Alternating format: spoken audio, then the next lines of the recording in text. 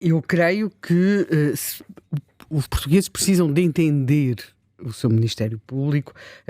Há questões como os prazos, que muitas vezes causam grande perplexidade. Depois também muitas vezes acaba-se a sacar ao Ministério Público aquilo que já não é da responsabilidade do Ministério Público, já são de outras fases.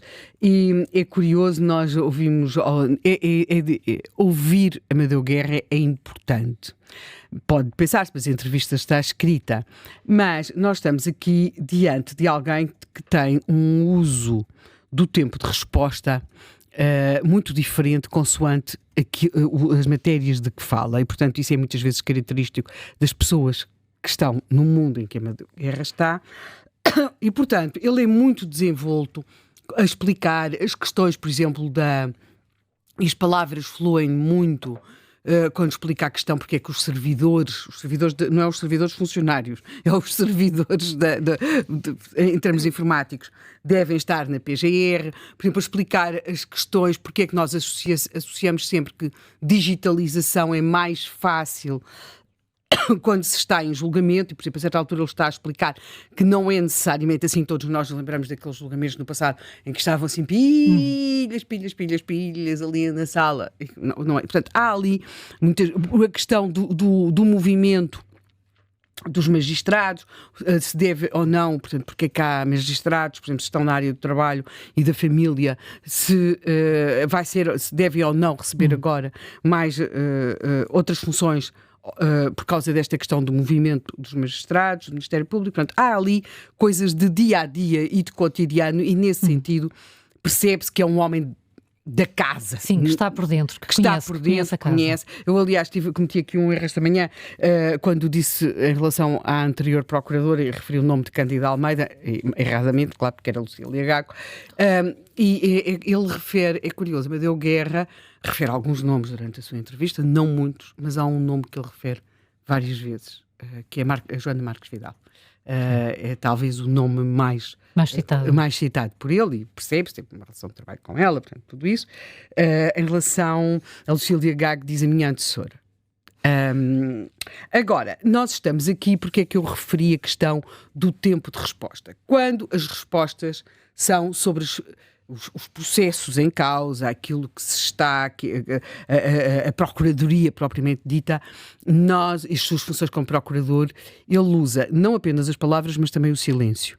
Parece aquele anúncio da Nós, em que ela diz não sei o que, quer tratar da latência, o que é a latência, e depois do lado não respondem, ele diz, está-me a ouvir, e ela diz, é isto a latência. Portanto, ele tem ali um tempo que é a sua latência, portanto, ele demora a responder, às vezes faz mesmo uma pausa, é como se às vezes estivesse quase a pesar no sentido da balancinha, as palavras que usa, portanto, medindo muito bem o que diz e usando o discurso, a própria forma como pronuncia, como também há ali uma comunicação. Portanto, alguém que está a falar pesando muito bem cada palavra daquelas que diz. E isso contrasta muitas vezes com a vivacidade. Ele não é uma pessoa muito eloquente, ou sequer eloquente, mas com a vivacidade que o discurso adquire quando, por exemplo, tem de estar a explicar coisas de informática, a diferença do sistema e das ferramentas que existem agora, por exemplo, comparado ao a que poderão vir a recorrer com sítios, por exemplo, que é um universo, quando alguém lá tenta encontrar alguma coisa. Depois, talvez dos momentos mais assim, que eu entendi ali alguma crítica à Polícia Judiciária, por exemplo, na forma como estão a ser retirados alguns agentes, investigadores, não sei qual é o termo correto, de determinados processos, porque as pessoas, parafraseando Amadeu Guerra, a Polícia Judiciária está robustecida de meios. Está robustecida de meios e dinheiros e, portanto, nessa sua robustez, agora o termo já é meu, haverá vários investigadores que estarão a pedir para regressarem às suas zonas de origem, o movimento é sobretudo sul para norte. Ele parece não concordar com que sejam retiradas pessoas a meio dos processos de investigação, porque isso compromete, sobretudo não é comprometer a investigação, levará a que ela demore mais algum tempo. Também há um momento muito interessante nesta entrevista, que é quando ele refere, em resposta a uma pergunta, a questão da possibilidade ou não de haver a greve agora dos magistrados do Ministério Público, e aí ele especifica, não é, que foi ele que usou o voto de qualidade, houve 7 votos. Assume a responsabilidade pela razão que leva ao protesto. E faz questão de dizer que a responsabilidade é sua, não é? Que houve um voto de qualidade, e a partir do momento em que houve um voto de qualidade, ele acha que a responsabilidade é sua. Passa algum tempo a explicar o que é esta questão da movimentação dos magistrados, mas parece que está ali a preparar-se para algum embate, sem dúvida. Outro momento em que também há ali, aí já não é uma crítica velada, como eu acho que aconteceu no caso da PJ, mas como acontece, porque também, quer dizer, neste momento, vamos lá, que é a parte dos comentadores. Neste momento, dizer mal dos comentadores também é daquelas coisas, uma pessoa nem é cidadão se não se disser mal dos comentadores, não é? Portanto, e ele diz, isto tem a ver com a questão da divulgação ou não das averiguações preventivas, e ele diz claramente que quer mudar a forma como estas averiguações preventivas estão a ser comunicadas. Tem uma posição clara nesta matéria, basta ter ouvido o vencedor aqui esta manhã para perceber que não é de modo algum consensual, mas ele assume esta posição. E depois, aí alonga-se bastante quando diz: sinto muito que as televisões tenham comentadores que não sabem do que estão a falar. Não sabem o que é que está no processo, o que é que está na averiguação preventiva. Estão a especular. Ponto final, parágrafo. Pronto, está lá, não é? Aqui assume isto de uma forma muito clara. Depois temos também a fase, que é claro, quer dizer, eu percebo, para as pessoas do direito, fala-se, especifica-se, trata-se de tudo, da interoperabilidade dos sistemas. Eu confesso que fiquei pasma quando percebi que eles não eram todos interoperáveis, não é? Uma pessoa imagina que sim, não é? Eu sei, temos aquela visão deformada dos filmes americanos, mete-se um nomezinho, que ele sai tudo, entra em todos os sites, em todos os... Nada disso, não é? Tudo isto, e aí esta questão também que ele faz várias vezes questão de frisar, e não é por acaso, que tem visitado todos os espaços, todos os locais, tem conversado com os diferentes procuradores nos diferentes sítios do país, referindo em alguns casos que já vai pela segunda vez. Presumo que os outros procuradores também terão feito o mesmo, ou se não fizeram, talvez devessem ter feito, mas há aqui alguém que procura dar conta daquele que é o seu trabalho. Há uma parte que é muito interessante, eu penso que haverá certamente algumas pessoas que são ouvintes ou leitores do Observador e que irão ver, que é a parte da recuperação de ativos, não é? Quando ele explica a questão dos automóveis, não é? A apreensão de automóveis, e que devem ser, na opinião dele, devem ser vendidos ou devem ser postos em uso, a questão dos perecíveis que devem ser imediatamente vendidos. Tenho de dizer que isto não foi sempre assim, não é? Não foi mesmo sempre assim. Os perecíveis, às vezes, lembro-me um caso de que fomos vizinhos, que era de um supermercado, por razões várias e múltiplas, e nenhuma delas recomendável, foi fechado. Era um pequeno estabelecimento de bar, mas pronto, que se dedicava a outras atividades, que por acaso não são chamadas. Já foi há muitos anos, portanto não tem nada a ver com estas que agora se possam estar a pensar. E aquilo ficou lá, o peixe congelado e aquelas coisas durante... Pereceram mesmo. Pereceram. Foi uma coisa muito complicada. Não é? Portanto, havia isto, não. E depois ele fala da questão dos automóveis, da questão dos imóveis, e, por exemplo, depois fala de uma coisa que nós, quer dizer, que é interessante, este cotidiano da PGR, a questão dos quadros. Todos nós gostamos de ler aquelas notícias, jornais, foram apreendidos quadros, vou falar de pinturas, no processo tal, aquele quadro. E depois, a PGR não tem nenhuma galeria de arte, não é? Como sabe, mas até podia. Por acaso até podia, porque há ali coisas muito interessantes apreendidas, e conforme ele fez questão de frisar, não é apenas nestes grandes processos, não é? Porque foram logo referidos alguns processos pelo Luís Rosa, não é apenas aí, quer dizer, também foram apreendidos noutros, e a PGR tem uma despesa, porque são quadros valor, não podem ficar ali encostados na parede, como na nossa casa, isto sou eu a dizer, quando estou à espera que se faça aquele furito na parede, não é? E têm de ficar em condições de conservação, de segurança, portanto, tem de haver protocolos entre a PGR e entidades, museus e não só, que tenham capacidade e competência para fazer essa manutenção. Portanto, há aqui esses lados que são muito interessantes nesta entrevista. E agora vamos à amizade. Eu acho que a amizade é um sentimento muito bonito. Muito bonito, muito bonito. E o procurador Amadeu Guerra diz, os amigos são para almoçarmos juntos, mas os amigos são para irmos eventualmente para passar férias, para lhes dizermos as nossas preocupações pessoais, familiares, orientá-los, ajudá-los. O procurador Amadeu Guerra é um bom amigo, nem todos os nossos amigos fazem isto, às vezes não nos dizem a verdade. E tem um conceito de amizade muito estrito. Muito estrito. Ele diz que não é amigo de Luís Montenegro.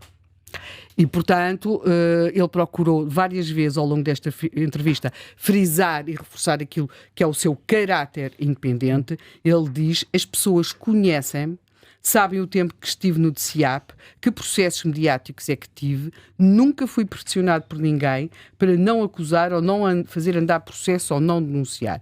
Para mim, as regras são iguais para todos os cidadãos. E nós estamos a falar de um Procurador-Geral da República que vai ter, começará na próxima semana o julgamento de um antigo Primeiro-Ministro, se não houver mais um incidente, mais um expediente, mais um recurso. Aliás, essa é uma matéria, esta questão dos recursos foi muito referida ao longo desta entrevista. É curioso, o Procurador Amadeu Guerra disse que as alterações que se venham a fazer nunca devem ser feitas à custa dos direitos dos arguidos.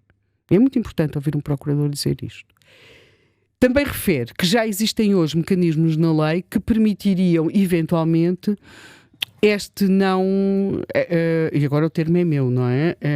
Este não recursivismo, esta paranoia recursivista, as palavras são absolutamente minhas e são claramente erradas do ponto de vista de direito, que se parece ter instalado em alguns processos em Portugal. E aí sim, ele refere a questão, penso que até foi o Luís que colocou a questão, Luís Rosa, que já está connosco em estudo da justiça para ricos e para pobres, ele diz que não acha que, do ponto de vista de um juiz, quando o julgamento está mesmo a acontecer, que a questão do réu ser rico ou ser pobre seja relevante. Referiu, aliás, uma coisa muito interessante, que é um assunto que eu sei aqui caro ao José Manuel Fernandes e que tem a ver com os pareceres.